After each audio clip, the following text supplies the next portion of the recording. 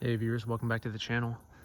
This video is kind of the first completed video, I guess, of the entire pool. I wanted to at least show you and give you a walk around now that the water's full and all the features are cut in and everything like that. So I want to show what we got. I'll do more deep dives in the coming videos. Like I'll do one at night showing the lights off and everything. I'll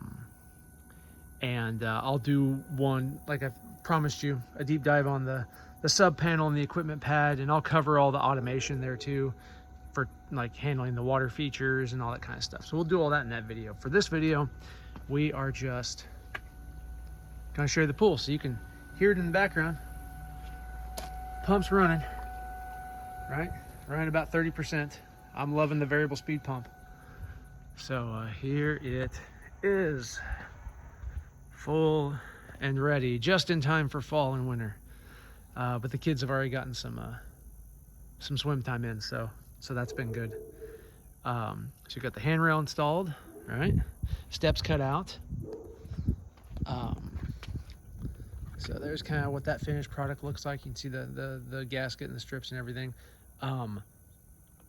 There is a small chance that I actually installed those vertical strips upside down, which I didn't think that would be possible, but in retrospect and looking at things, especially there's like some trim caps that go on top here.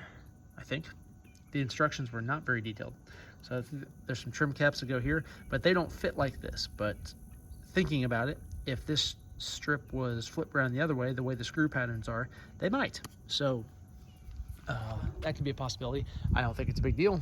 I think it'll be fine, but that is something.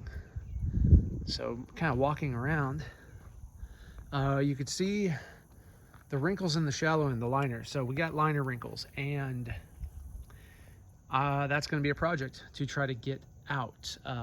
From what I've seen, it is possible to do it. And really what I need to do, I've learned they need to go to the shallow end, and here's why. Here's the thing. This is the best tip for when you install your liner. Look at that white line right there. See that seam? That should hug the wall, okay? Right up in the pocket of the wall. But if you'll notice, we flare out a lot here when we cut out the steps. That's the problem.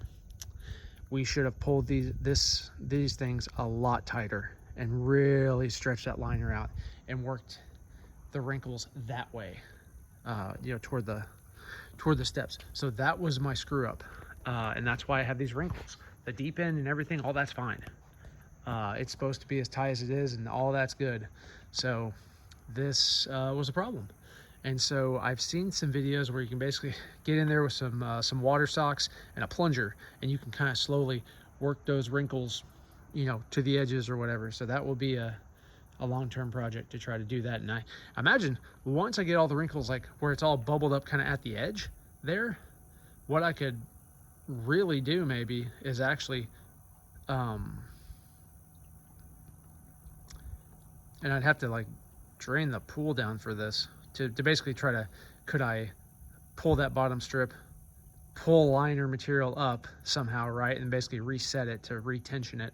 I don't know. That's a scary proposition. May not do that, but we'll see. But for now, it's fine. It is fine. If nothing else, I'll fix it in 10 to 20 years when this liner dies. So moving around, you can see well, I'll show you the skimmers when we go around the other side, but you can see there's one of our lights. That's what they look like finished out. Little tiny thing. And like I said, I'll do a separate video showing them all lit up. There's the bench of how it turned out. Slide, deep end ladder. There's well, you already saw the deck jets. All right, diving board. There's down our deep end. Coming around. There's the skimmer cutouts, as you can see, and these are the Aqua Genie skimmers that have the built-in returns.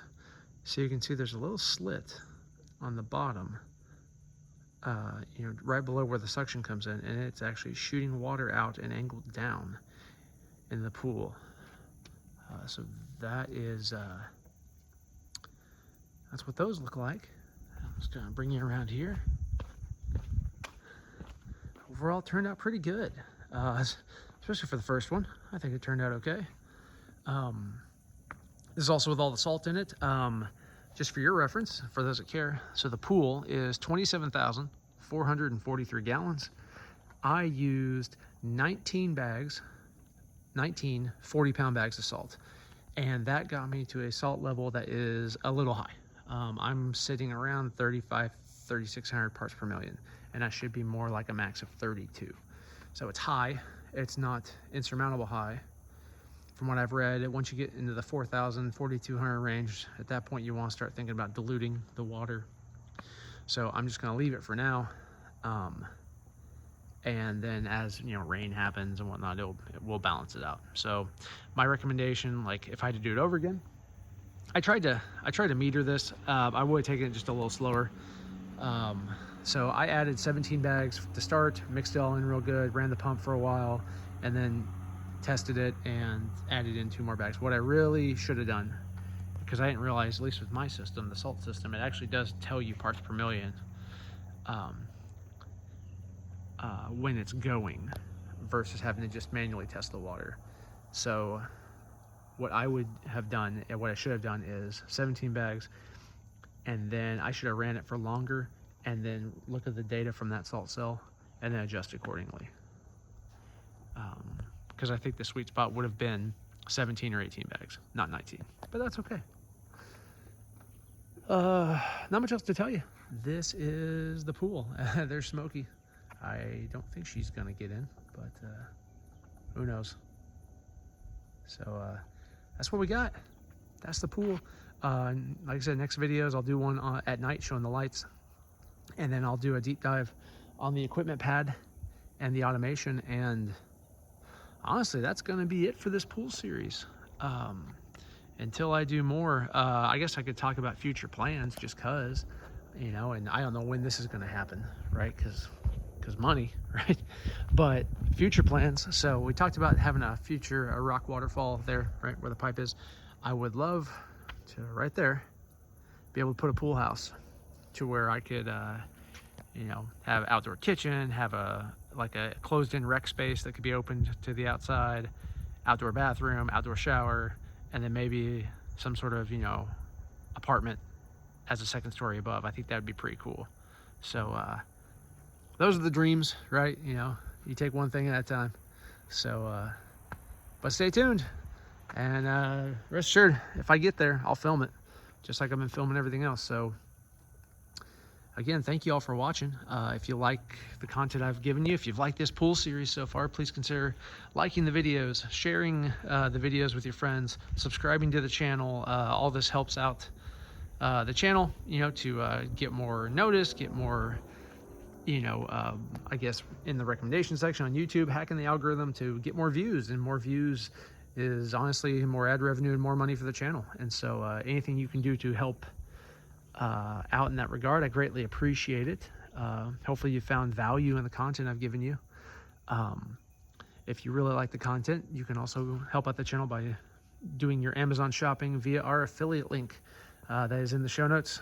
You basically click that, takes you to Amazon, buy all your stuff that you normally buy. It costs you no extra money, and the channel gets a little kickback of the sale, and we greatly appreciate it. So as always, thank you again for watching and come along the journey with me, and we'll see you in the next video.